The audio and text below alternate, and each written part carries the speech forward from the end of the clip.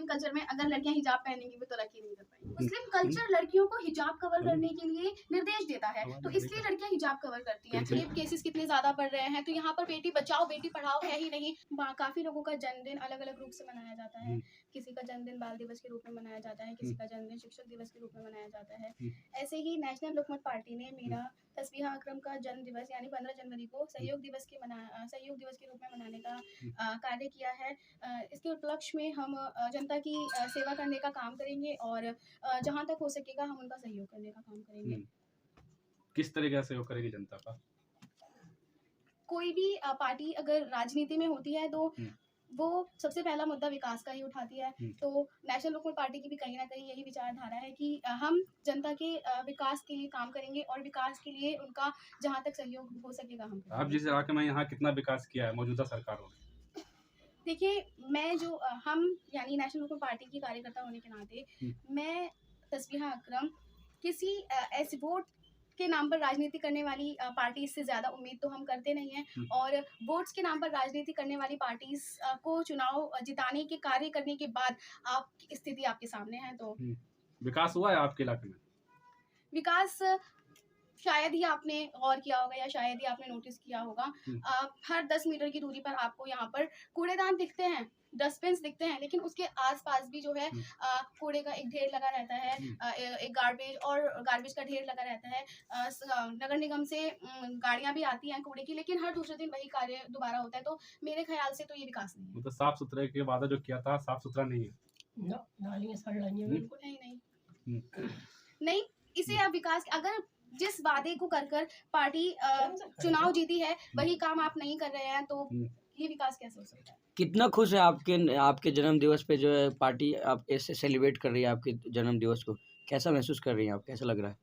मैं नेशनल लोकमत पार्टी की भी शुक्रगुजार हूँ और आप लोगों की भी शुक्रगुजार हूँ कि आप मेरे आमंत्रण पर, नेशनल लोकमत पार्टी के आमंत्रण पर यहाँ आए। मैं तहे दिल से आप लोगों का शुक्र अदा करती हूँ और मैं बहुत ज़्यादा खुश हूँ कि मुझ जैसे कार्यकर्ता के जन्म दिवस को सहयोग दिवस के रूप में मनाया जा रहा है और मैं इसका मान रखते हुए जनता का सहयोग करने का भी काम करूँगी।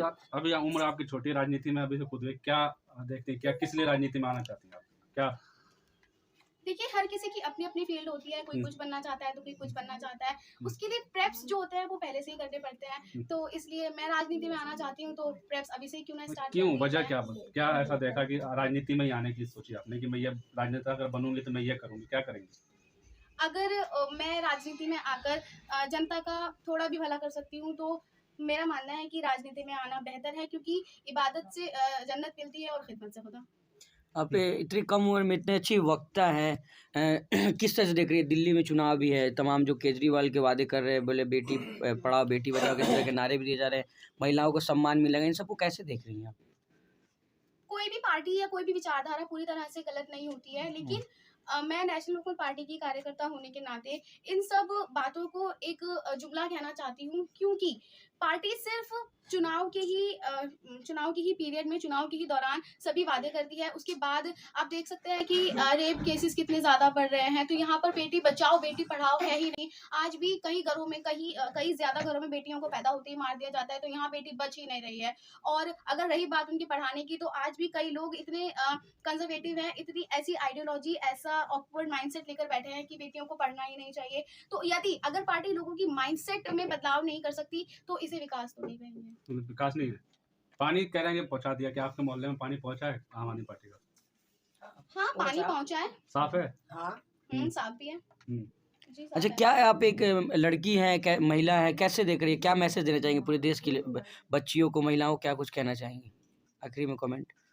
देखिए, मैं लड़की हूँ, इससे फर्क नहीं पड़ता। आइडियोलॉजी क्या है, फर्क इससे पड़ता है। यदि मैं लड़का भी होती तो मेरी आइडियोलॉजी मैटर करती। मैं लड़का होकर महिलाओं के विकास के लिए बात करती तो भी मेरी आइडियोलॉजी मैटर करती, और अगर मैं लड़की होकर महिलाओं के विकास के लिए बात कर रही हूँ या जनता के विकास के लिए बात कर रही हूँ तब भी आइडियोलॉजी मैटर कर रही है। तो यदि मैं किसी को प्रेरणा देना चाहती हूँ, मुझसे मेरे द्वारा किसी को प्रेरणा मिलती है तो मेरे लिए बहुत ज्यादा खुशी की बात है। हमारी बेटी को पार्टी की तरफ क्या कुछ कहना चाहेंगे? जन्मदिन है आपकी छोटी सी कार्यकर्ता, बर्थडे पर हमने जो एक बात रखी है, पहली बात तो है कि आप लोग सभी लोग हैं, आपका बहुत बहुत धन्यवाद। और आज मेरी बेटी का जन्मदिन है, मेरा नाम करमवीर भारती है। हम बेटी को लाख लाख बधाइयाँ देना चाहते हैं और ऊपर वाले से शुभकामनाएं मांगते हैं, प्रार्थना करते हैं कि मेरी बेटी जमीन से लेके आसमान तक ऊंचाई को छुए। चलिए क्योंकि आज हमारे पीठ पे जो हमारी बेटी है ना, हमारे दुख दर्द को आगे लेके जाने वाली बेटिया है। ये पढ़ी लिखी बेटी है, ये होनहार बेटी है, जो कि गरीबों की आवाज को आगे लेके जाएगी, हमारी हर परेशानी को आगे लेके जाने वाली है। आज हम जहाँ जिंदगी जी रहे हैं, जिस हाल में हम जी रहे हैं, हम बदतर जिंदगी जी रहे हैं, लेकिन हमारी बिटिया ने हमें सपने दिखाए कि वो हमारे वाक्य में आने वाला समय हमारा उज्जवल भविष्य होगा, जिसके लिए हमारी बिटिया बहुत बहुत धन्यवाद। एक लड़की है, मुस्लिम राजनीति महिलाओं को कहाँ देखती है, भागीदारी कैसे देखती हैं आप? देखिए, अगर 90s से और 21st सेंचुरी का कंपैरिजन किया जाए तो सिर्फ मुस्लिम समाज में ही महिलाएं नहीं, बल्कि हर समाज में जैन, बौद्ध, पारसी, हिंदू, मुस्लिम, ईसाई सभी धर्म में महिलाओं ने बहुत ज़्यादा प्रगति की है और वो हर फील्ड में आगे हैं। और जैसा कि हम सभी जानते हैं कि आज की जो यूथ है, आज की जो यूथ जनरेशन है, उसमें महिलाएं कहीं भी पीछे नहीं हैं। वो मर्द के साथ, वो मेल के साथ कांधे से कांधा मिलाकर काम करने का हौसला रखती हैं। तस्वीर, आप खुद चुनाव प्रचार में जाती होंगी, कैसा माहौल रहता है वहाँ का, कैसे देखती हैं आप? एक मुस्लिम लड़की कहा जाता है कि हिजाब में रहती है, घर से निकलने नहीं दिया जाता है, उन लोगों को क्या कुछ कहना चाहेंगी आप? देखिए, अगर हम ये मानते हैं और ये है कि इंडिया सेक्युलर कंट्री है, तो यहाँ पर हर किसी धर्म का बराबर सम्मान होना चाहिए। अगर कोई मुस्लिम लड़की हिजाब में है तो इसका मतलब ये नहीं है कि उसको किसी तरह की रोकथाम है या उस पर किसी तरह की रिस्ट्रिक्शंस लगाए जा रहे हैं। मुस्लिम कल्चर लड़कियों को हिजाब कवर करने के लिए निर्देश देता है, तो इसलिए लड़कियां हिजाब कवर करती हैं। तो यहाँ पर तो कोई ऐसा मुद्दा उठना ही नहीं चाहिए कि मुस्लिम लड़कियां सिर्फ हिजाब की वजह से भी आगे नहीं बढ़ सकती। जब मुस्लिम नेताओं में आपको कौन सा नेता सबसे अच्छा लगता है, आपको पसंद कौन सा नेता आता है कि जो बातचीत करते हैं मुसलमानों के मुद्दे उठाते हैं, ऐसा कोई है आपको लगता है? देखिए, मैं नेशनल लोकल पार्टी की वक्ता हूँ, तो मुझसे ये उम्मीद रखना कि मैं किसी और पार्टी की नहीं, आपको मैं मुस्लिम नेताओं की पार्टी की बात नहीं कर रहा हूँ कि जैसे आपको लगता हो कि उनकी तरह, जैसे इकरा हसन ने बोला कि असदुद्दीन ओवैसी जो है अच्छा वक्ता है, अच्छा बोलते हैं, उनसे हम सीखते हैं। आपके भी कोई प्रेरणा स्रोत होंगे जिसको आप देखते हो, सोचते हो कि उनकी तरह बनना है मुझे?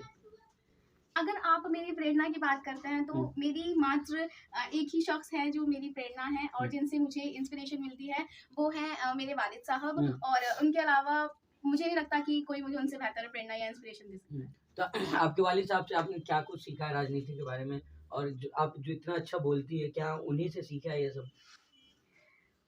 मैं अपने वालिद साहब के ज़रिए ही यहाँ तक आई हूँ। अगर वो डिसाइड ना करते या उनका ये ड्रीम ना होता कि मैं राजनीति में आऊँ, तो शायद यहाँ खड़े होकर आप मेरा इंटरव्यू नहीं ले रहे होते। तो बस सपोर्ट है, मतलब पूरा घर वाले का, वालिद साहब का सपोर्ट है पूरा आपको?